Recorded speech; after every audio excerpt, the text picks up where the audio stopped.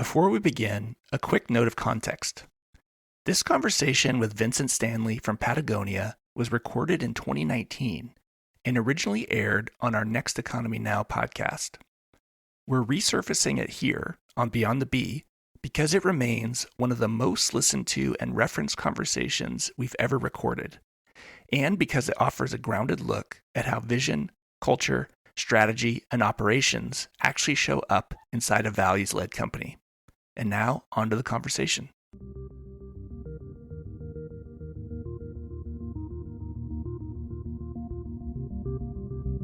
Welcome to Next Economy Now. The goal of this podcast series is to highlight the leaders who are taking a regenerative, bioregional, equitable, democratic, racially just, and whole systems approach to creating the new economy. All right, Vincent, we're back again to talk about strategy. So on the strategy side, marketing is one of the subsections. And can you talk a little bit about, marketing and the approach at Patagonia and, maybe even from I know that you haven't done marketing or like maybe how was marketing even approached in the early days of Patagonia and sort of like maybe a little progression of how it's evolved over time? Yeah. I think we've always had an ambivalent attitude toward marketing. And part of it comes out of the ease with which we were able to tell our original story, because it really did grow out of evol climbing. It grew out of the sort of the golden Yosemite age, the reputation of Chouinard equipment. And then we were this tiny little company, but we were well known and well regarded within the outdoor industry. So when we introduced Patagonia clothes, people already thought it was kind of within our industry, thought it was kind of a cool idea, and they wanted to buy from us. We kept, I think it was very hard when you start out as a climbing equipment company. There's no question of good, better, best. You're making the very best gear you can make that will perform at a high level and last for a long time, because your customers' lives depend on that. And when we got into clothing, I think that was a habit that was a bit hard to get rid of. So even though we knew we didn't have to be as rigorous, that habit stayed with us. And so the marketing, we from climbing, that world was so small that we were selling to friends, friends of friends, or friends of friends of friends, maybe 3 degrees of separation. So we knew we could always strike the right tone because we didn't have to work at it. We knew who our customers were, and we knew how to talk to them just the way you would talk to a friend. And when we got into the clothing business, we really took the same approach. We treated we kind of considered ourselves as the primary customer, and that we could speak to the broader customer the way we would speak to each other. So that was kind of the basis of marketing. And I think that also because we came out of climbing and because we started giving 1% of sales to environmental organizations, the environmental story, our commitment to saving wild places or to supporting grassroots activists, that was part and parcel of the message from the beginning. And also there was something that I was responsible for the original company voice, and then my wife came in around 1984, and she was the primary catalog editor, and what she brought to the table was her experience as a journalist, and also added to that voice is kind of telling the whole story, but not an advertising story. When we described the products, we talked about how they were made, what they were for, but at the same time, it was a fairly light touch. There was often humor involved, or there were good tales about how the products were used. When I talk to younger people now, and I don't know, I think it may be that my experience is so limited, having worked at Patagonia, that I've developed this theory of marketing that may or may not be of use to anybody else. But I think it's true that what I would advise anybody starting a company, or if I were starting a company of my own, I would really spend a long time figuring out what we stood for, what our community was, what kind of relationship we wanted to have with our customers, understand that our products would always be related to that community and to that message and to that purpose. And then I think that marketing is easy because you're not having to recreate a story every 18 months or 2 years. You're not trying to pitch yourself, and you're not trying to create a particular angle that some people are going to respond to and others are not going to respond to. I also think it creates, since we're talking about strategy, that's where I think marketing relates back to business strategy, that what you want to do with your marketing is you want to be building the company that you want to be in 10 years, but you also want that message, that original message, to be able to build on it and to grow it over time. You don't want to be changing it around every 6 months, every year, because it takes a long time to establish those kinds of relationships with customers and in the larger world. And you want people to trust you. And if you want to build that trust, that story has to be the same from the beginning. And, some of the avenues that you've taken with marketing, like, for example, the documentaries and like Unbroken Ground. Can you talk about when the company decided to get into sort of full feature length stuff as opposed to maybe like ads and magazines or et cetera? Yeah, we were never very big on advertising. We always, the only ads we ever ran were in what were called vertical publications for the different sport communities that were involved with climbing, surfing, fly fishing, skiing, etc. And but the movies, the first full-length movie we were involved with was 180 South, and that was an interesting project because we had just really started in the surf business, and we were involved with the Malloy brothers, and that was a film made by Chris Malloy that really sort of that film reflected the sense of adventure, a real adventure that we tend to identify with in the communities we serve. For instance, in climbing, we're very much, we advocate light and clean and styled climbing. We're not involved in major expeditions with lots and lots of helicopters and sat phones and all that. We admire small groups of friends who are going out and doing really difficult climbs in remote places. And the same for, fly fishing or skiing. We're involved more with people who really work hard to go do the uphill in a remote place and then earn the reward going downhill. So that's one thing that you can convey in films. That is easier to convey in films than in words. That feeling of a particular sport. The first sort of advocacy film we made that was feature length was about the dams, and that was a great film. And I think yeah, thank you. And that was a very difficult film to make, but I thought there were two interesting things about that film. One is we went into a climate, the hydropower, even on the environmental side, was considered a good thing because it's a renewable energy.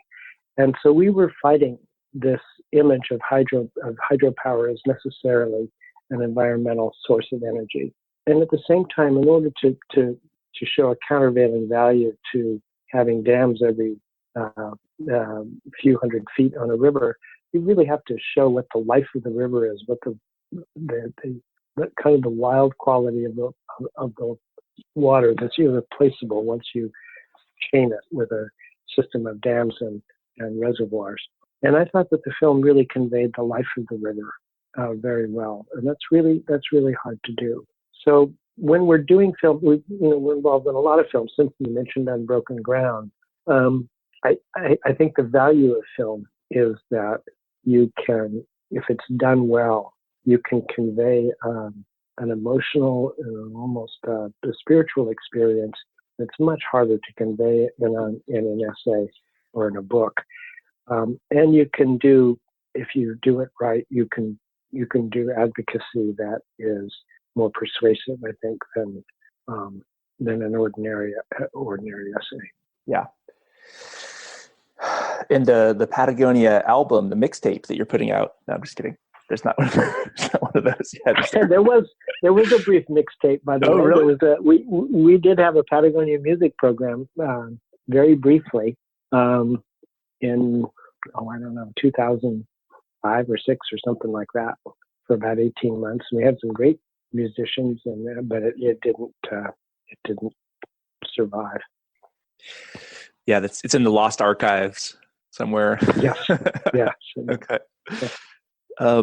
In terms of a brand community with marketing, how do you cultivate that, and how do you think about getting folks to sort of, I think there's some inherent parts of Patagonia that sort of creates a community, but there's probably intentional things that you all do, if you could speak to that at all. Yeah, and I think, again, go back to climbing, so that we have, and many companies have brand ambassadors, and those companies hire people that will reflect on the brand that you want potential customers to see your label on their chest. But I think the difference with Patagonia is we're not looking for the most famous people, but we're looking for the people who are most closely identified with what we stand for in a particular sport. So Steve House in climbing really exemplifies this light and fast climbing style. The surfers that we use we're the bulk of the clothing market for surfers aims at a 15 to 17-year-old. We're aiming at surfers who are older, who are more soul surfers rather than competitive. The same in skiing and in fly fishing. So in order to create a community, you want to be known where in the areas in which people are doing the sport in a way that you support and you believe in and that you design for. And you also want to have relationships with the people who are most enthusiastic about working for Patagonia because of its values, not because we offer the best sponsorship package. So those two things, both people and communities, there are certain places where they kind of gravitate toward. Jackson, Wyoming is an important spot for us. The Pacific Northwest has always had more Patagonia customers than normal because it's both, you have weather, you have available mountains, and you have communities that are really into the outdoors. Same with the Bay Area. The other way in which we build brand community is through environmentalism. And what we especially try to do with the stores in the last 10 years is to make those feel like hubs, both for the sports that we're involved in, but also for the grassroots environmental organizations. We have lots of events every month at every store. And we keep our customers aware. We offer opportunities for people to meet the environmental organizations that are working to save a local forest or keep a river open, etc. So it's all pretty hard work. It's all, this isn't algorithm work. This is relationship building with people in specific communities. For example, the Trump, the president stole your land blackout of the. Can you talk about what went into that, and was there any fretting about whether that would destroy your business? I mean, obviously it wouldn't destroy it, but what were some of the conversations internally that and then how did you come to that decision to have that page? I'm not sure I wasn't involved with setting up that page, but I think we knew we would get overall that the response would be positive, and we knew that it was direct enough that we would alienate some folks, but also from the kind of community we're serving, which are we want our customers, or we're in business for people who want to experience wildness in wild places, and we're committed to their survival. So it's kind of a no-brainer for us to take a position on that. It's interesting. Salt Lake City, we have a store, we have an outlet, and I think that we had really positive response to that in Salt Lake among the people who would form our natural community. And then, of course, we had negative response from the commissioners of San Juan County who had petitioned to have Bears Ears monumental status rescinded. Yeah, it's sort of like you know that you'll lose some folks, but it's almost like the publicity that you got from that dramatically outweighs it. And it's funny because some people would say that's just virtue. Like I've seen comments on Rose's post about, say, donating the 10 million you got from the tax, the tax cuts to the 1% or to environmental nonprofits as just nothing but virtue signaling to basically increase profits. Can you speak at all about I know that's not true, but but I mean, how do you all think about that kind of critique? Well, it's interesting since we're talking about strategy. I'll tell you an earlier story that's kind of interesting. In the early 90s, we published in a catalog all of the organizations that we supported, and it was before we did a booklet that talks an annual booklet called Environmental Initiatives that talks about every grantee. And we supported some controversial organizations back in the early 90s, including Earth First, which was considered by some an eco-terrorist group. But the one that got us in trouble was support for Planned Parenthood. And we supported Planned Parenthood for its work on population control, which we considered important to environmentalism. And so we got boycotted by Southern churches. There was a movement, and they flooded our call center in order to prevent us from doing business. So we would get these calls every couple of minutes from people saying they weren't going to buy from us anymore, and they were actually our customers. So finally, the fellow who was in charge of our community relations at the time came up with a strategy so that whenever anybody called, we would say, "Thank you so much for calling. We're so glad to hear from you, and we want you to know that for every call like this we receive, we're going to give an additional $5 to Planned Parenthood." And that's a great idea. So that stopped the calls. And I think that what you need to stand for what you stand for. And most of what you stand for has to be positive. I mean, it's not, our message is not that President Trump is a bad guy. Our message is in favor of the things that we want to see more of in this world. Our message is that we're in real trouble with the way we're treating the natural world and natural systems, and that we really have to change the way we operate as human beings in order to live in partnership with nature and not as a dominator, because it's certainly not working anymore. You have to stand what you stand for. And when you stand for something, you're also going to be standing against something else. And in the process, if people think we're cynical, we just have to live with that. When we ran the "Don't Buy This Jacket" ad, it got first of all, everybody thought it was a campaign. Everybody referred to it as a campaign. It was an ad we took out once on Black Friday in the New York Times and never ran again. People said, "Oh, this was brilliant marketing," and that our sales increased, et cetera, et cetera.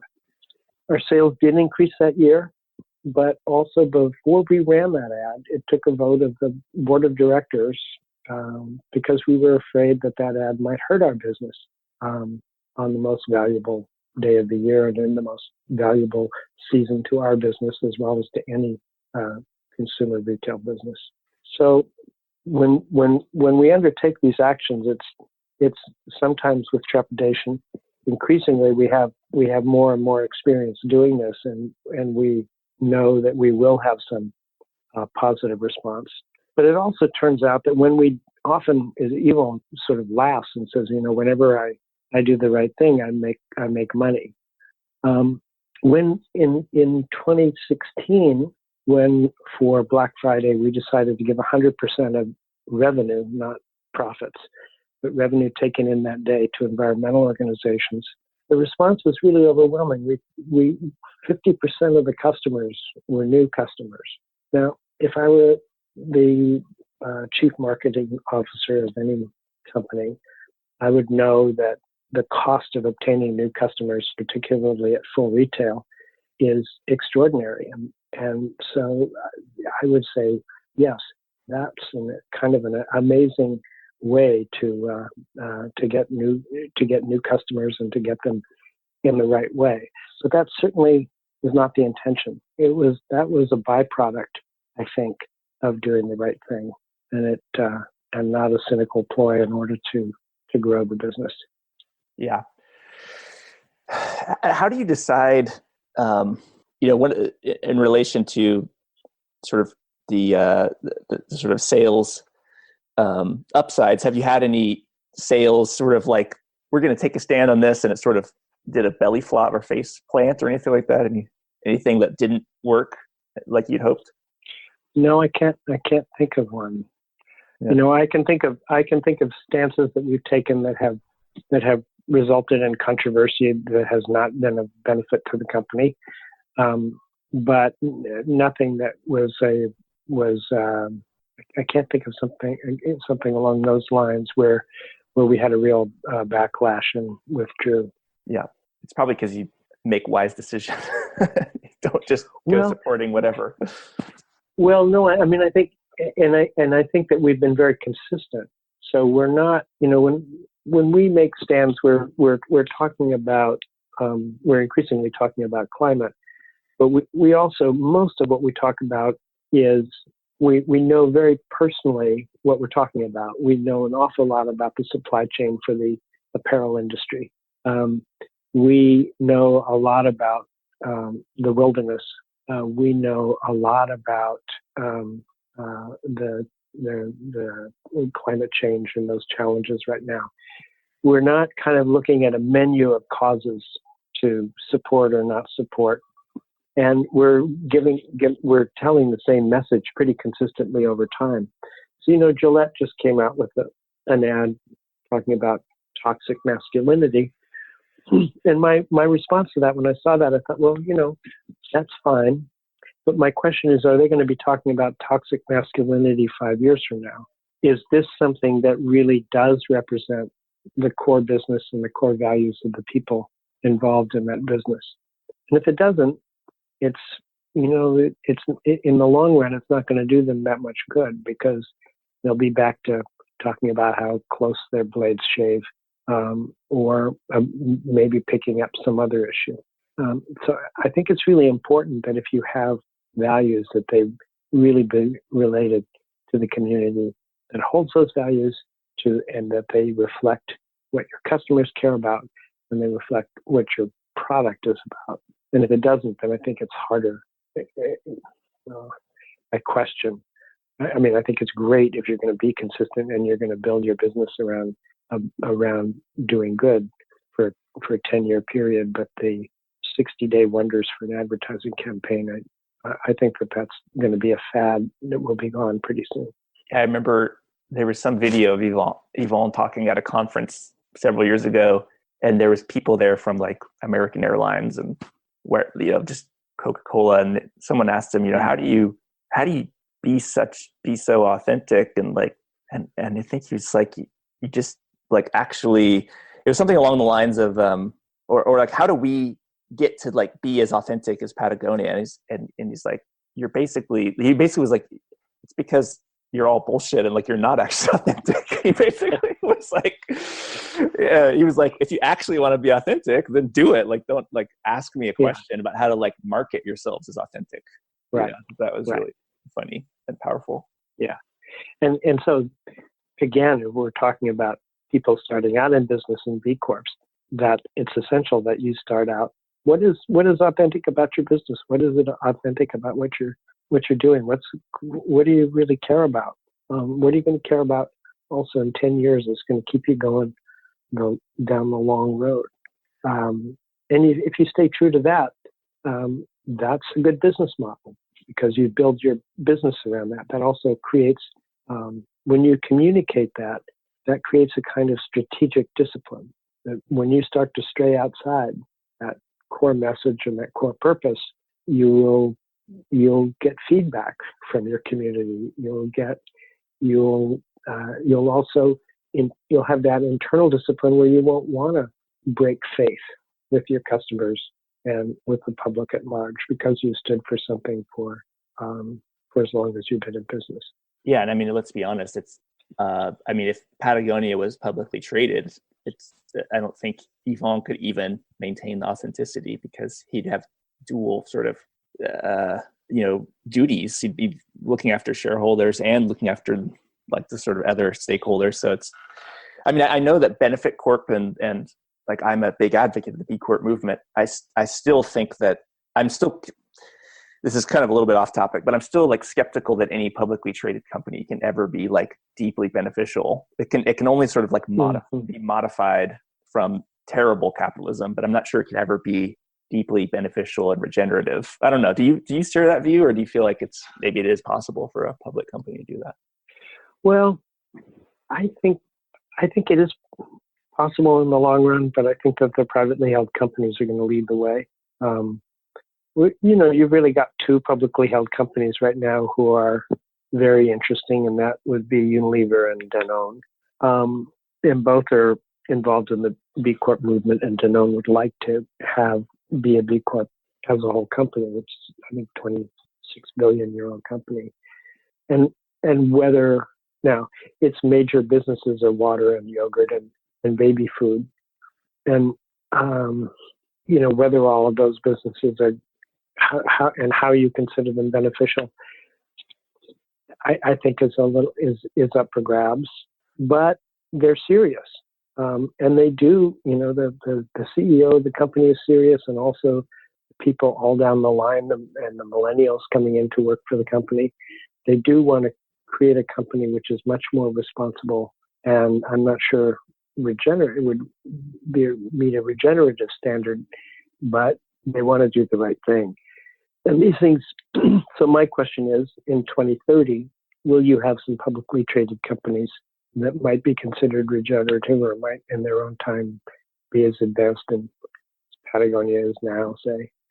And I think it's possible, but I think it will take a lot of development, and it will take a very different attitude toward profit. It's not that the companies are publicly traded, it's that they're operating on short-term values and short-term pressures, and that makes it impossible. Makes it very, very difficult or impossible to work for the good of the community or the good of nature. So Yvon's not demanding quarterly increases in share price or quarterly returns. Yeah, no. Yeah. Um, Paul Pullman at Unilever said he wouldn't focus on the quarter. I'm sure Danone is not. And I think in business as a whole, I hope this is true, and I think it's true, is that you're gradually moving away from the unshakable conviction that people had for 40 years in Milton Friedman's idea of the primacy of shareholder value and return on equity. I think that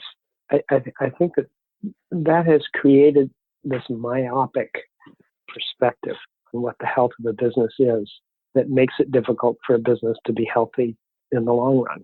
And you're even seeing that. The big Friedman-esque example was General Electric, and you're seeing a kind of breakdown of the company that has operated most successfully along those principles. In a time of climate change and a time of big social upheaval, I think that we're going to be having for the next 20 or 30 years.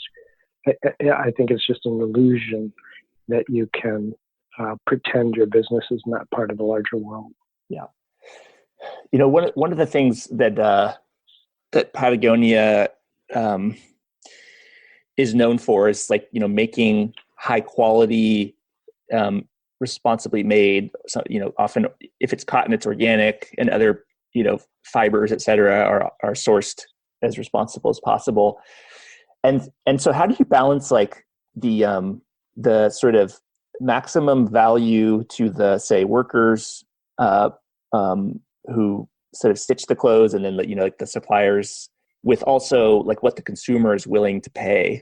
Because we were joking about the $35 boxers, but Yeah. and so like at what point, if it's a $40 pair of boxers, no one buys it or something? Like how do you sort of balance the sort of responsibility piece versus like consumer demand for like low prices? That's kind of a tough one, and there's certainly more of an art than a science. And one of the problems, clothing is way too cheap. I mean, clothing is cheaper than it was in the 1970s, and the reason it's cheaper is because it's made cheaper on the backs of the workers and on the backs of the environment, or on the back of the health of the environment. So when we're looking at making a pair of boxers, or if we're looking at making a rain jacket, there are other boxers in the world, and there are other rain jackets in the world, and there's an idea in the consumer's mind of what they'll pay.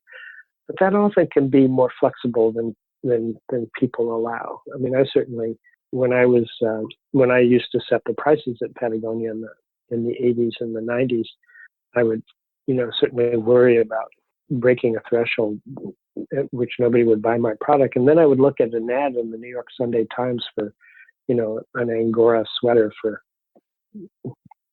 $1,300 and think, oh my God, what am I worried about? Because there's that sense of value can change depending on what the person thinks they're paying for and what they're willing to pay for. So one of the things I think is important for Patagonia, and for companies that are doing good work in their supply chain, is you really have to kind of let people know what you're doing, what you've got in that $35 pair of boxers if that is indeed the price of it. I'm not sure, haven't looked it up.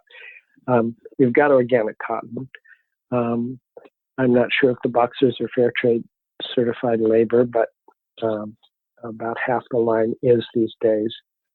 You're getting, what you're also paying for as a customer is the care with which that product is made, and also the fact that it will last a long time. So it's a delicate balance. On the one hand, you don't want to price yourself out of the market. On the other hand, you want to kind of redefine what it is people are paying for, because I think people don't think about that. They just think, okay, $20 for a t-shirt. That's because that's what I see in most of the places I shop. Or they think I'm going to spend $500 for a t-shirt because it's high fashion and it's going to get me into the club on Saturday night. Or they think I'm going to, pay $30 for a t-shirt because it's organic cotton. It's going to last a long time, and the elastic won't wear out as fast as other brands. Does that make sense? Yeah, absolutely. Yeah. And so for Patagonia, we talked about this before, like the 80-20 or profitability piece. Do you sort of make more money on like the highly technical items, like the really high end, like snowboard jacket, or is it more that the profits come and just say like socks and underwear and shirts that's got like a good margin? Or how does it play out for Patagonia?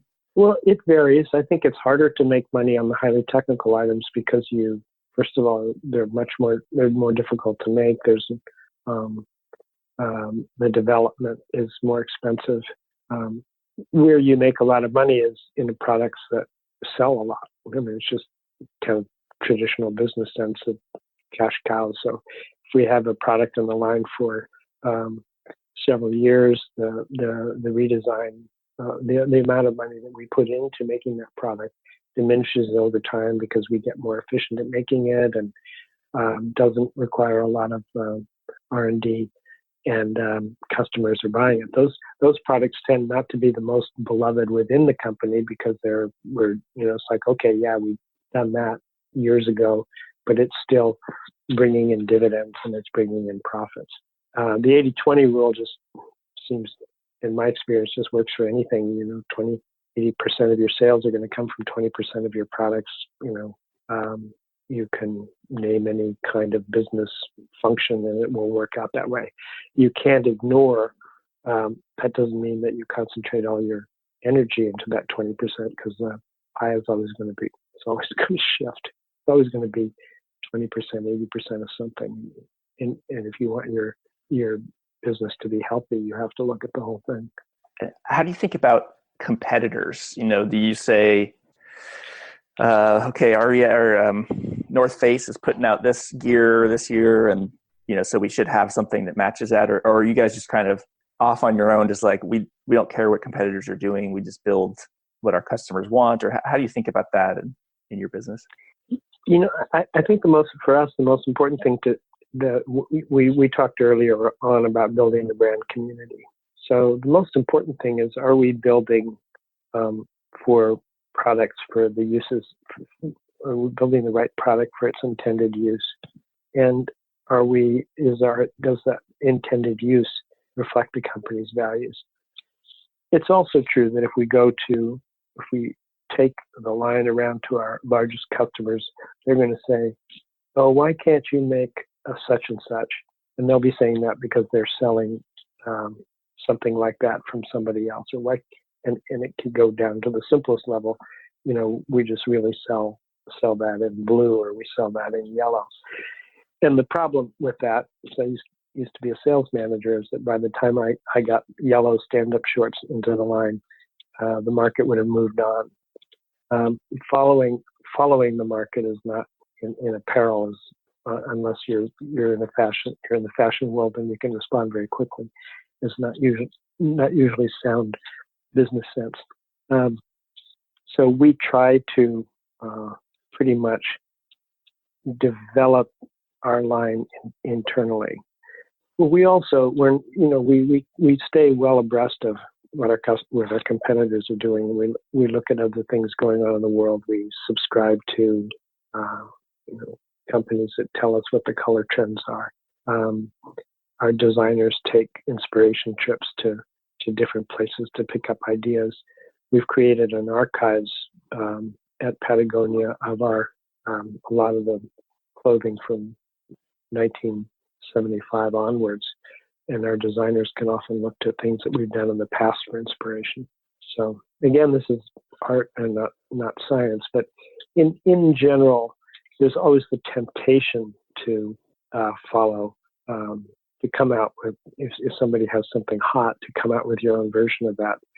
But usually it doesn't work out too well, and it's much better to stick to your own lane. You've been a part of the sales side, and I don't imagine online was really, did that overlap when you were head of sales? Was there a huge online presence, or still catalog? No, we had started with we had the catalog business, and we had started in the retail, but I haven't been involved in the sales side since 1992, and e-com really started to come on in the late 90s. I was peripherally involved with that because I helped develop Footprint Chronicles, and so I know the folks involved in that very well. But that was not something I was directly involved in. Yeah, because I'm just wondering how, with Amazon, and just I think 50% of the internet searches start on Amazon now. Like how the company, how you all think about whether it's your own site versus REI or Patagonia stores, or I guess third-party online. How do you sort of prioritize those? Well, it's interesting. When we did start out, I think we were the only company our size that was involved in mail order, retail, and wholesale. That was very rare in the 70s. And I think it was along these lines that wholesale was really, and that's always been a very strong part of the business, it's really critical for reaching especially new customers and people who have just started to climb, or people who have just started to surf or to fly fish, and they're shopping in a particular store that serves that community where they live, and you want Patagonia to be there. And often Patagonia is a second purchase. People will buy something cheaper or have it fall apart, and then they'll say, okay, well, now I'm going to invest in something that will last. And then we always had a catalog, and we loved the catalog because we could tell the whole story, and we could tell it in our own voice. It wasn't on the retail floor next to competitors' items. And we love having the store because everything is out there in 3 dimensions, and also you can have a kind of face-to-face relationship with a customer that's irreplaceable, either in the wholesale or in the catalog business. And really, e-commerce is an extension of the catalog business because you can tell the whole story. So it's different structurally. It's like, the catalog is, you tell the whole story between 2 covers, and and e-commerce is more like, the house of many mansions. You never know which window or door the customer is going to come through and how many rooms they're going to be in before they leave. But the overall strategy of the company, I think, has been to have as strong a business as possible in the direct business, both with stores and with e-com, because we can have the strongest relationship with the customer that is not filtered or diluted. But it's still essential to be in the wholesale business. So that's, strategically, that's the reason we're involved in. Interesting. So it's more about like new customer acquisition almost on the wholesale side. Yeah, and also serving people where they live and where they shop. Right. They have good relationships. And we're very careful about distribution. I mean, if you look at our distribution versus any other major supplier in the outdoor industry, it's much, much smaller. It's very tight. We really want to have a strong relationship with the people on the floor in the place, even at the dealer basis. So, and that's true all over the world. It's true in Japan and Europe too. Well, let's shift a little bit to like this broader shift where Patagonia became Patagonia Works, I think in like 2013, something around there. Mm-hmm. And you shifted into Patagonia Provisions, Tin Shed Ventures, Patagonia Inc. I think, Fletcher Showing Art Surfboards, and maybe one other one. I don't know. Is there another one that I missed? I think those are the main ones. Yeah. Maybe Yvonne's Seaweed Bar and Grill or something like that. Yeah, there may be. Stay tuned. Yeah. I know he's really interested in seaweed right now. So, So can you talk about that shift and like sort of the reasoning behind that? And then maybe we could dip into like a few of those different sort of the sort of entities that came out of Patagonia Works. Yeah. I'd like to say that there's kind of some grand strategic vision for which we get into these businesses. But, the way Yvonne describes it is he works in business as he does as a climber, which is to take one step or a couple of steps. And if it feels right and it's working out, then to take the next one. I think he always wanted to be in the food business. And so we had the opportunity, I think a few years ago. We got serious about it about 5 years ago. And we're in a much better position now, I think, to behave seriously in the food business because we're really increasingly, every product we make, we make it with an eye to changing the supply chain, to changing the way that product is made and the way it comes to market, and to solving problems related to agriculture with that product. So it's a really good proving ground for us. And Tin Shed Ventures is similar. We said, okay, we're gonna invest in companies whose values reflect our own, and we're looking at strong social and environmental purpose. So they're in energy or they're food or water, or they're in our supply chain.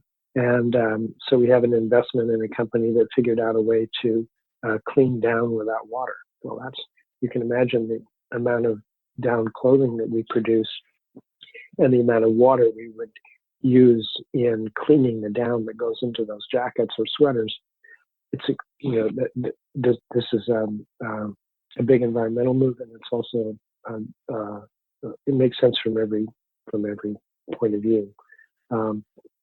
We have an investment in Boreo skateboards, which makes skateboard decks out of recovered what they call ghost fishing nets, of polypropylene or plastic fishing nets that have been discarded from boats. And we have people in the Chilean coast who are harvesting them and taking them to recycling centers, and then those are made into skateboard decks.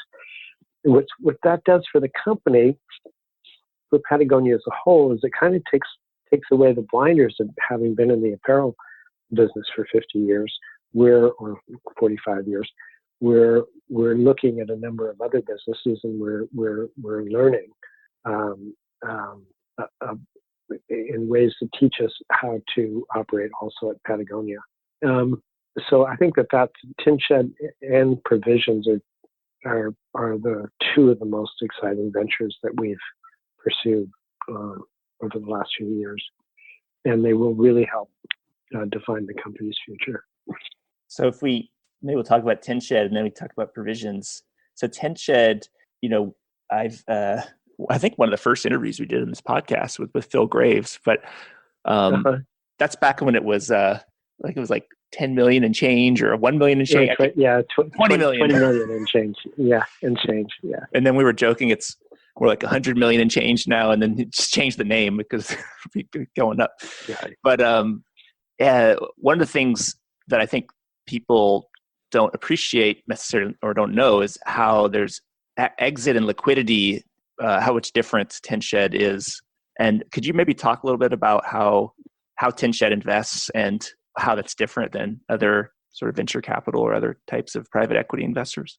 Yeah, I think it's different in several ways. One is even investors who might be known as impact investors, for the most part, have a fairly conventional term sheet, and they're coming in and they say, okay, we're going to support this business that isn't doing anything wrong, or maybe doing some things that are good, but we want a 20% return, and we want out in 5 years.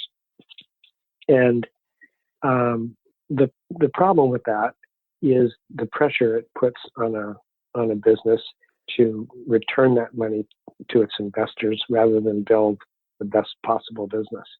So when we go in, we don't have an exit strategy. We're also working very closely. The biggest thing we need to know is we need to have confidence in the management, and we need to have confidence in the venture. So we like what somebody is doing, and we think that they're capable of doing it. And that's kind of the traditional way in which people invested. That was the traditional way that community banks lent. But it's a far cry from figuring out, you can't do that with algorithms. Again, this is a kind of retail approach to investing, but it's working out for us. We're making a good return, and we think we're supporting some businesses that are going to do some real good in the world. And on the Provision side, that's been out for at least 2 or 3 years now, right? I seem to remember. Yeah, more than that. Oh wow! And but I think it's really sort of taken hold in the past couple of years, and I think we've sort of quintupled sales in the last few years. It's still very small, but we've got a stronger product line, et cetera. We really started with salmon in retort packages that were being harvested from fish returning to their natal waters and caught by local tribes people. So it's a great, it was a great way to provide that food. But it was like 1 or 2 products that we started with, and now we're starting to expand. Yes. But the great thing about for us, so if you look at, it's interesting, if you look at Drawdown by Paul Hawken, and you look at the 100 or so ways in which we can take carbon out of the atmosphere and put it back into the ground, there are some surprises. I think they expected electric cars would be like, number 3 or 4 or something, and it's down to 30. There's surprises because women and equal rights for women and girls' education is like number 7 in terms of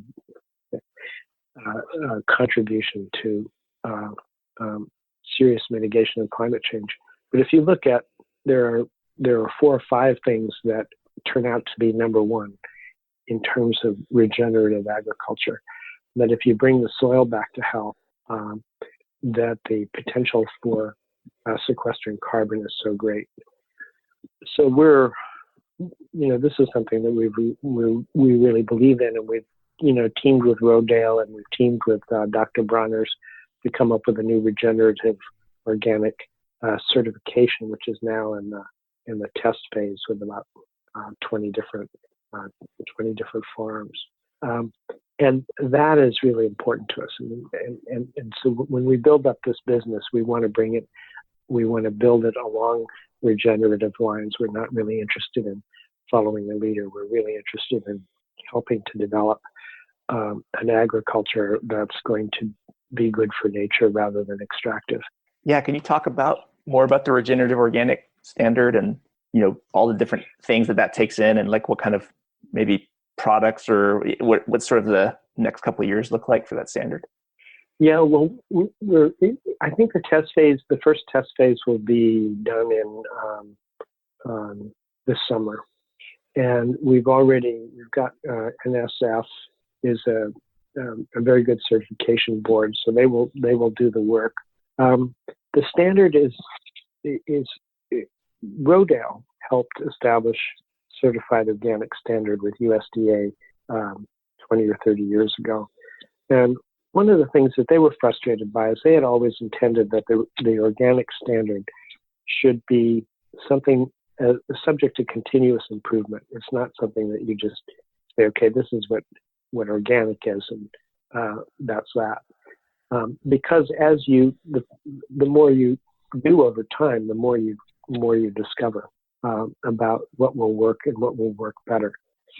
So they were interested from the beginning in the issue of soil health. And right now, the organic standard all it means is that you're not using chemicals on the land. You're not using the chemicals that are synthetic chemicals that are forbidden to be used. But it doesn't really look at positive soil health. And positive soil health depends also on a number of other things. Is it a monoculture, or are you companion planting? Are you tillage is not a part of the organic standard, and it's well known that if you're over tilling, you're basically taking more out of the soil than you can put back in. So soil health is a major element, but they're also looking at the health of. You look at this and say, you can't really talk about this without talking about the health of the workers and the communities. So there's a labor standard involved as well as soil health. So it's a more holistic look at everything that is involved in growing a plant that's going to become either food or fiber than we've had before. And I think partnered with like Dr. Bronner's and a few other folks. Yeah. Is that right? Yeah. Yeah. I think, Rodale's been pushing this since the 40s. Dr. Bronner's is a wonderful company that we're very impressed by everything that they have, everything that they do in their supply chain. They really know where their stuff is coming from and what the processes are, and they're very comprehensive in their approach. We're also a little jealous because their B Corp score is higher than ours. I know. You guys are already top 30, I think so. So especially for large. It's funny.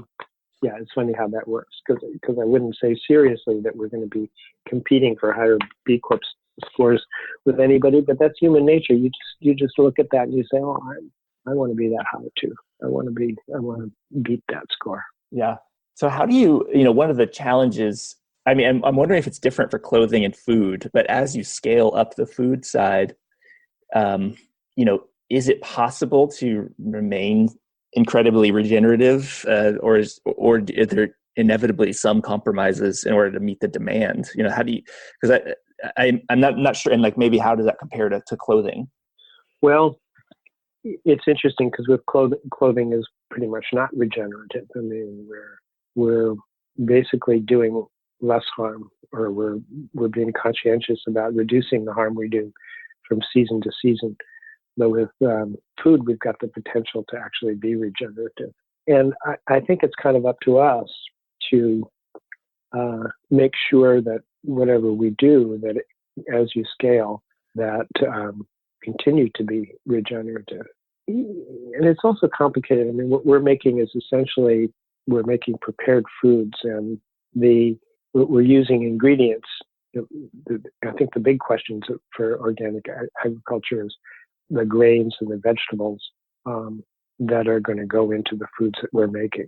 Those ingredients are going to be the major story about what we're doing with regenerative agriculture.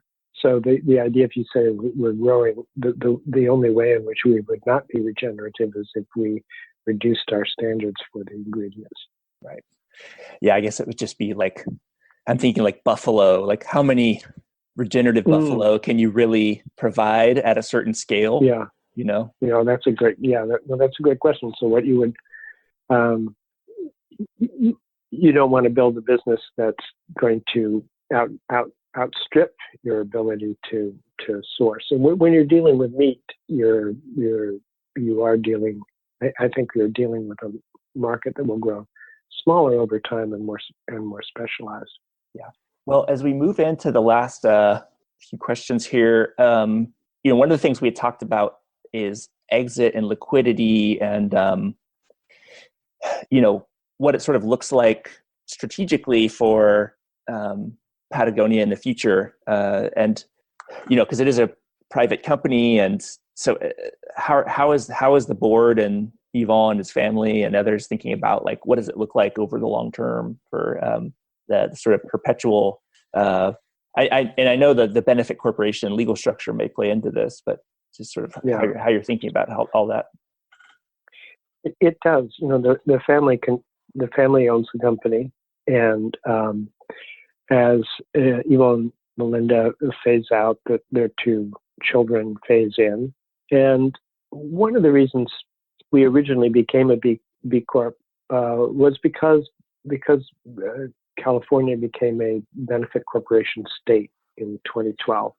And we thought it was important to write our values into our articles of incorporation and our charter, and to have that have legal status. In the future, if one of the family members sells Patagonia stock, we wanted whoever bought into Patagonia to have to buy into the company that we've built all this time, and not to simply have the right to take that name and create something different, much more short-term oriented, no longer in alignment with its values. And so the B Corp, the benefit corporation status, provides some protection there. We've also had since becoming a B Corp, other benefits that we didn't expect, because it really is taking that impact assessment. We really is the only really holistic view we have of our practices, even though we depend on others for auditing labor practices in factories, or the toxicity of chemicals used in our dyes.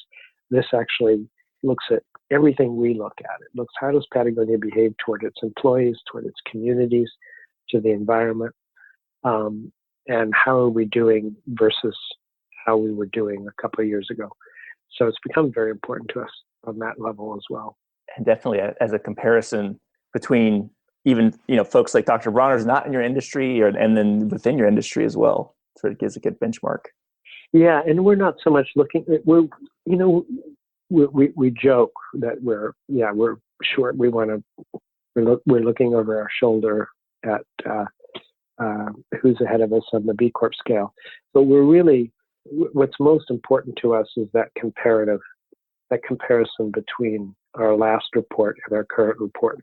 It has led us to put some emphasis on areas where we were weak, and to make changes. An example, we thought we were doing okay because we made so many products with recycled polyester as opposed to virgin polyester. But with a B Corp assessment, it said, you've got to look at this by weight, not just the number of styles. And we looked at it by weight. Some of our most popular styles use virgin polyester, and we weren't very happy with that. So that spurred us to look to change to for more recycled content much quicker than we would have. It would have taken us longer to realize that if we didn't have the impact assessment to look at. Got it. So not physical weight, but like weighting of the blend. Yeah, you know, it's not just okay. We make 80 styles with recycled content, but maybe 60 of those styles you sell 500, and then the styles with the virgin polyester you're selling thousands and thousands of. Yeah. So that taught us, okay, no, we've got to look at the total amount of virgin polyester versus recycled polyester we're putting into the line. Next Economy Now is a production of Lift Economy. To listen to all of our episodes, go to lifteconomy.com/podcast. That's LIFT economy.com/podcast. You can also sign up for our monthly newsletter at lifteconomy.com/newsletter. Please also rate and review our podcast on iTunes, Spotify, Stitcher, or wherever you get your podcasts. Thanks for listening.